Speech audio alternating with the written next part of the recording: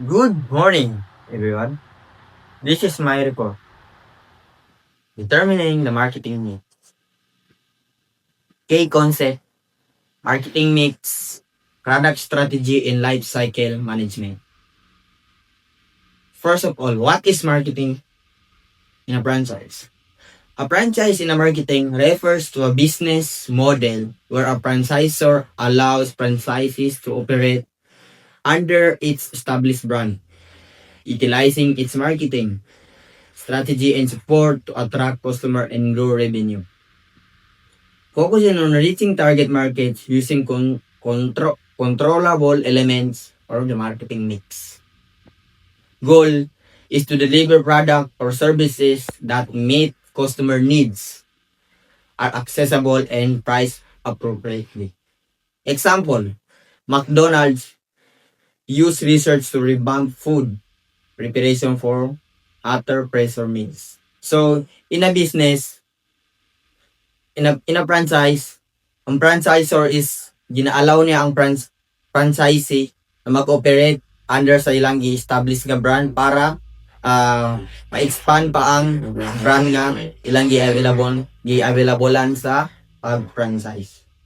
So, ang goal niya is to improve or to expand their brand para sa ibang lugar may, for example, McDonald's dito sa Jaya. Tapos, pag may nag-franchise sa Libungan, if naslay gwapong agreement or tarong na agreement, is pwede siya magpa-franchise doon sa Libungan area.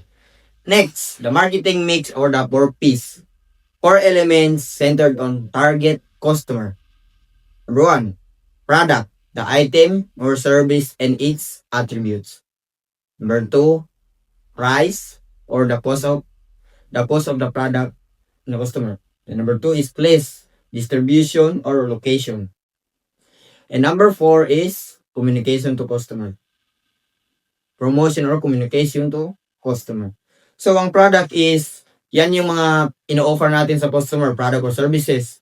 If tayo, may business tayo, yan, ang product, yan yung mga ino-offer natin sa ating mga customer. Then, ang price is, yan yung price na na-settle natin para sa ating product. Then, ang place, kung saan mo matatagpuan na yung location mo o yung physical store mo. Then, ang promotion is pag-promote mo sa product, pag-introduce mo ng product mo sa yung mga potential customers. This is the graph: place, promotion, price, product. And the center is the target customer group. Next one is generate categories of goods and services. Number 1, classification and strategic options, types of goods and services, place strategy pricing, strategy promotion, strategy convenience, intensive odd even pricing, loyalty, intensive ads. Homogeneous shopping, intensive odd even price, low price, brand focus, build traffic, heterogeneous, shopping limited, selective, full range. Focus on a value differentiation. Build the traffic specifically shopping, selective, or exclusive prices skimming. On image, design, feature, branding, packaging, and warranties. So, ito yung table ng sinasabi ko kanina about sa price, location strategy, pricing strategy, types of good of service, and promotion strategy. The next one is when the product is a service. Unique characteristic of a service. Perishability cannot be stored. Example, restaurant, meals, dental cleaning. The number 2 is intangibility. Cannot be seen, touched, pre-purchase. Example, education or financial audits. Number 3 is variability. Quality depends on people, condition, etc. Example, service delivery by employees. So, marami tayong nakikita na ganitong negosyo or business sa ating, even dito sa Mijaya. Then number 4 is inseparability, produce and consume simultaneously, For example, haircuts, barbershop, repair shop, or mga motor parts, or auto parts. Yan. Yan mga example ng inseparability. The next one is table for offering a product, services, or both. This is the table of criteria: tangibility, fully intangibility, partially intangibility, and full tangible. Or the I tangibility. Then next one is product life cycle, or the PCL. Product life cycle management or is a strategic approach to managing a product. Its entire journey from initial idea and concept, design, development, manufacturing, launch, support, and eventual retirement. Well, PLM enables organization to manage product data, workflows, changes, and compliance from ideation to retirement.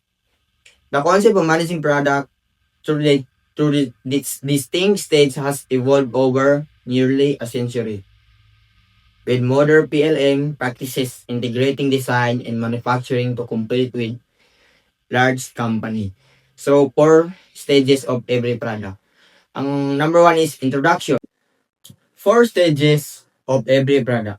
Later on, maipapakita ko na graph ng product life cycle.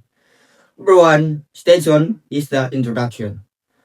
Slow sales, low recognition. Or ito yung pagsisimula pa lang ng product or yung gina-offer mo ng product. Then, number 2 is grow, rapid sales, increasing acceptance.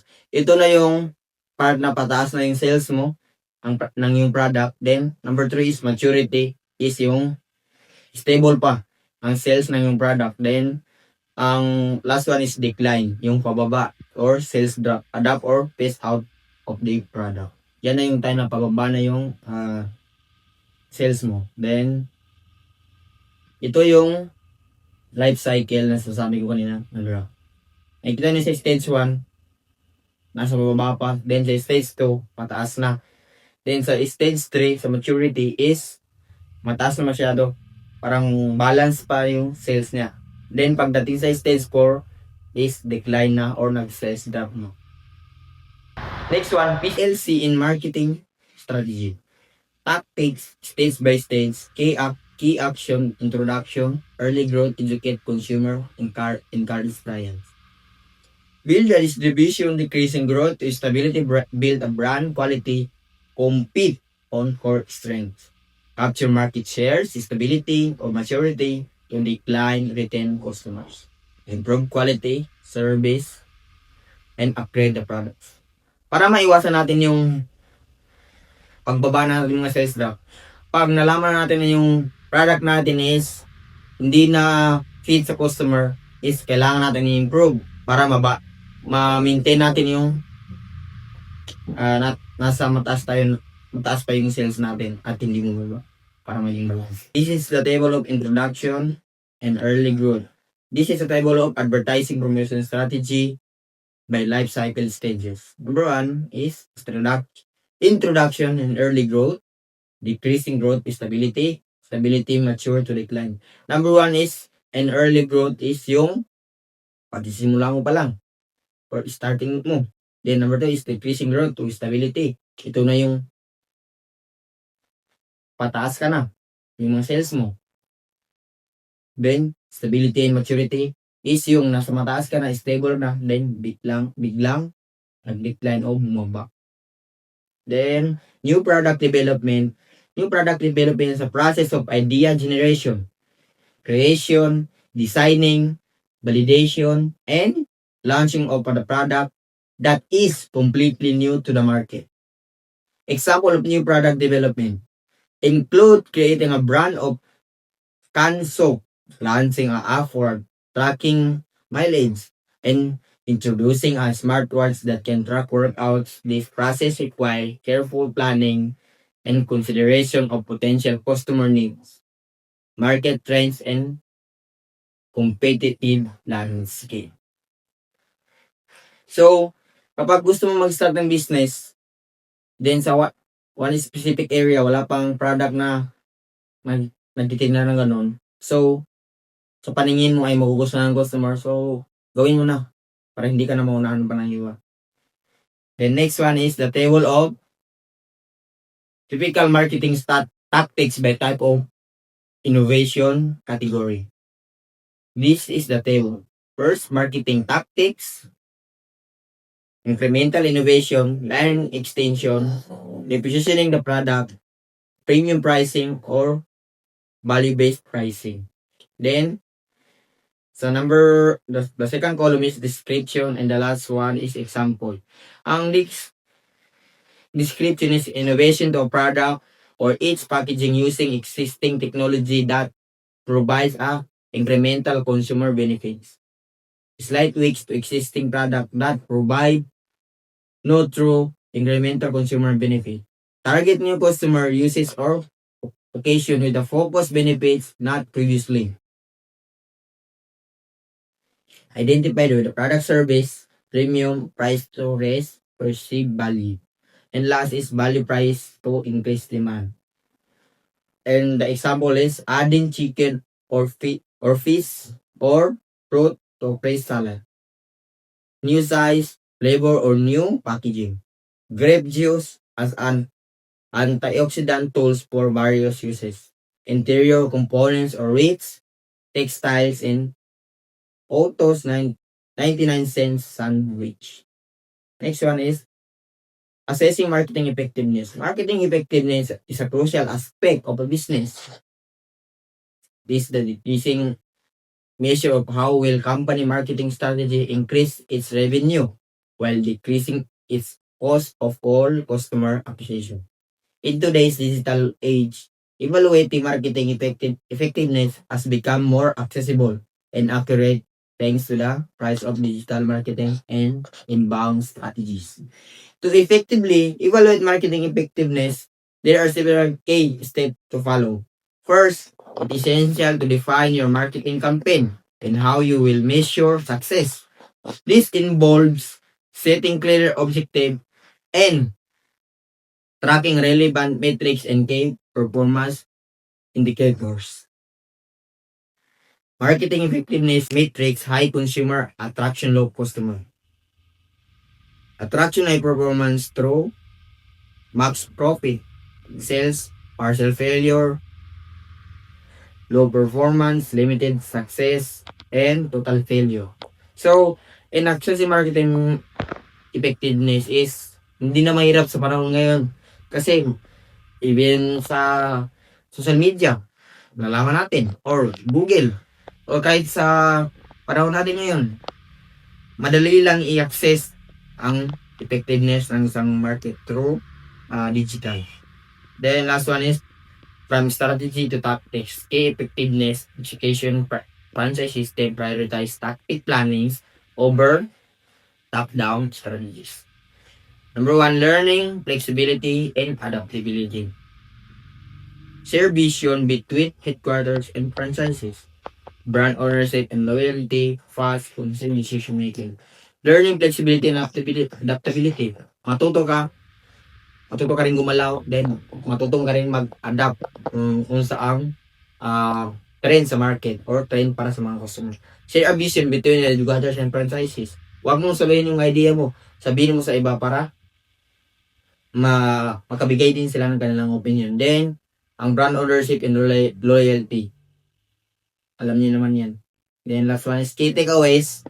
Effective marketing drives franchise success at all stages. Startup cost maturity. The purpose marketing mix are foundational to reaching target markets. Service a unique challenge that require tailored strategy. Product life cycle guide, tactical adjustment. Consistency and adaptability are critical for long-term growth. So, that's all for my report. Thank you, everyone, and have a nice day.